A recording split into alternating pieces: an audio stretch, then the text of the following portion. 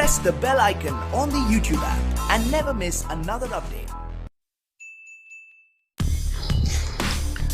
Nay nay nay garanti medin China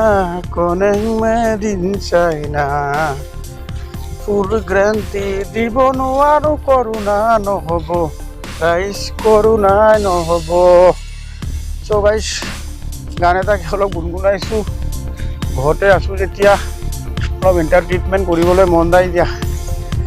so গাইছ আপোনালোকে মোৰ নিচিনাকৈ ঘৰতে থাকক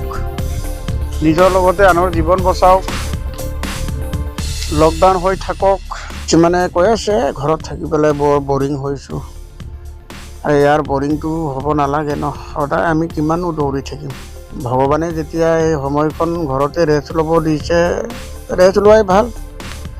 ভগৱানে যি কৰিছে ভালৰ কাৰণে কৰিছে কেতিয়াবা সেইটো কথা ভাবক ভগৱানে প্ৰতিটো 100 বছৰ মূৰে মূৰে পৃথিৱীখনক ৰিষ্টৰ মাৰে এতিয়াও চাগে ৰিষ্টৰে মাৰি আছে গতিকে ভগৱানে যি ৰিষ্টৰ মাৰি আছে সেইখিনি শান্তিত মাৰিব দিয়ক আপোনালোকে টিপিক টাপাক কৰি নিদিব কাৰণ আপোনালোকৰ মোবাইলটো যদি ৰিষ্টৰ মাৰি থাকে তেতিয়া আপোনাৰ ফোন এটা আহিলে বা কিবা এটা হ'লে বা কিবা হেৰি এটা ডিষ্টাৰ্ব এটা দিলে আপোনালোকেতো মোবাইলটো ভালকৈ ৰিষ্টৰ মাৰিব নোৱাৰিব ন ঠিকে আছে কৰোণাক আমি পৰাজয় কৰিব লাগে চৰকাৰৰ যিটো নীতি নিৰ্দেশনা আমি সকলোৱে মানি চলিব লাগে পুলিচ প্ৰশাসনৰ কথা শুনিব লাগে ডাক্তৰৰ কথা শুনিব লাগে আমি দিনটোত ঘনে ঘনে হাত ধুব লাগে আৰু হাত নোধোৱাকৈ আপোনাৰ চকু নাক কাণ মুখ এইবিলাক স্পৰ্শ নকৰিব যিমান পাৰে ইমান মানুহৰ পৰস্পৰৰ পৰা দূৰত থাকক চ' গাইছ আজি ভিডিঅ'টোত মই আমাৰ অসমৰ জনপ্ৰিয় অভিনেতা অভিনেত্ৰীসকলে আমাৰ চৰকাৰৰ আৰোগ্য নিধি একাউণ্টলৈ কোনে কিমান ডনেট কৰিছে সেইখিনি আলোচনা কৰিম চ' গাইছ ভিডিঅ'টো তেওঁলোকে চাব ভিডিঅ'টো যদি ভাল লাগে লাইক কৰিব শ্বেয়াৰ কৰিব কমেণ্ট কৰিব আৰু মোৰ চেনেলত আপুনি নতুন তেতিয়াহ'লে ছাবস্ক্ৰাইব কৰি কাষতে থকা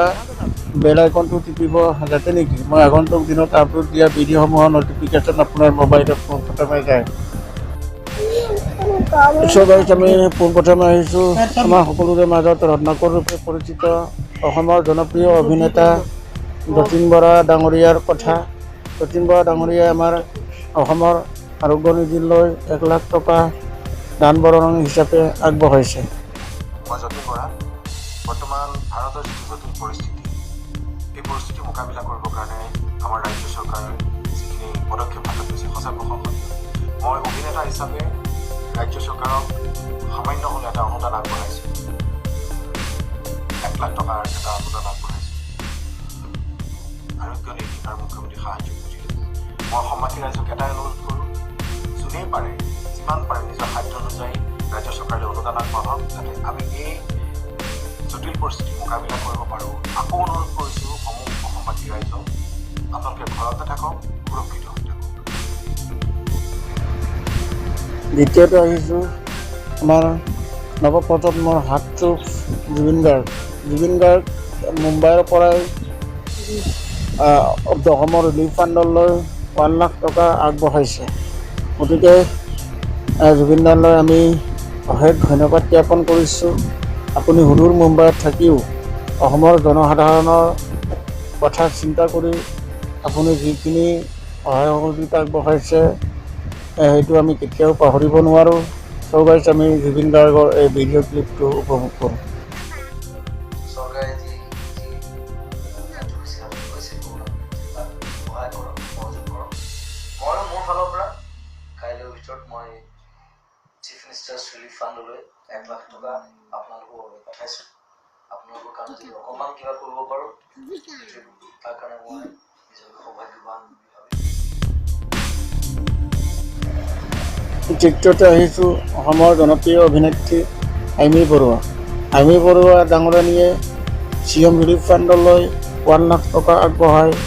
এনেধৰণে ব্যক্ত কৰে কাৰোবাৰ আগত হাত সাজৰ বাবে চিন্তা তাৰ পাছতো কিন্তু আপোনালোক সকলো একত্ৰিত হৈ এই মহামাৰীৰ বিৰুদ্ধে যিদৰে যুঁজ দিছে তাৰ বাবে সমগ্ৰ অসমবাসীক মই ধন্যবাদ জনাইছোঁ। ময়ো ঘৰতে আছোঁ আৰু আজি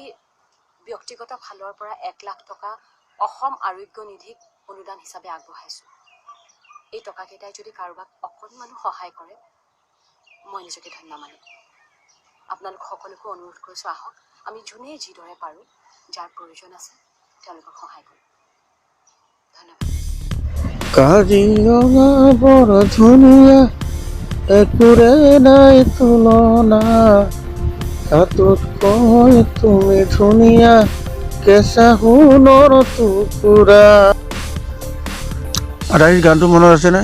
সেইটো কোনে গাইছিলে? আমাৰ সকলোৰে জনপ্ৰিয় মানস ৰবিন। মানস ৰবিনে কি কৰিলে আপোনালোকে জানেনে? মানস ৰবিনে এনেকৈ ডনেশ্যন দিয়া নাই যদিও ওচৰে পাঁজৰে থকা মানুহখিনি সি নিত্য প্ৰয়োজনীয় বস্তুখিনি কিনি পেলাই দিছিলে। চাওক এখেতৰ ফেচবুক পেজটো মই এই মোবাইলৰ স্ক্ৰীণত দেখাই দিছোঁ।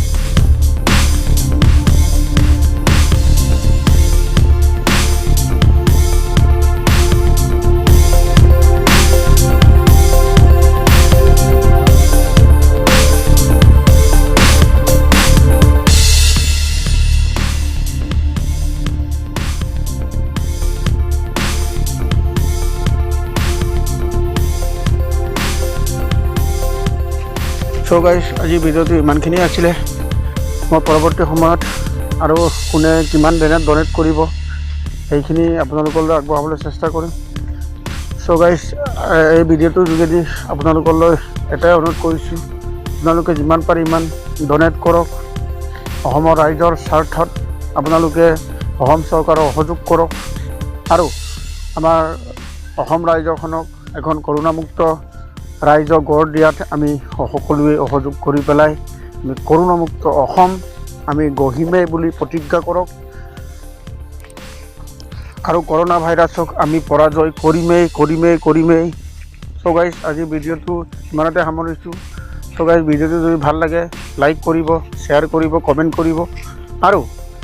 মোৰ চেনেলটো আপোনালোকে নতুন তেতিয়াহ'লে ছাবস্ক্ৰাইব কৰিব আৰু কাষতে থকা বেল আইকনটো টিপিব, যাতে নেকি মই আগন্তুক দিনত আপলোড দিয়া ভিডিঅ'সমূহৰ ন'টিফিকেশ্যন পোনপ্ৰথমে আপোনাৰ মোবাইলত যায়। বা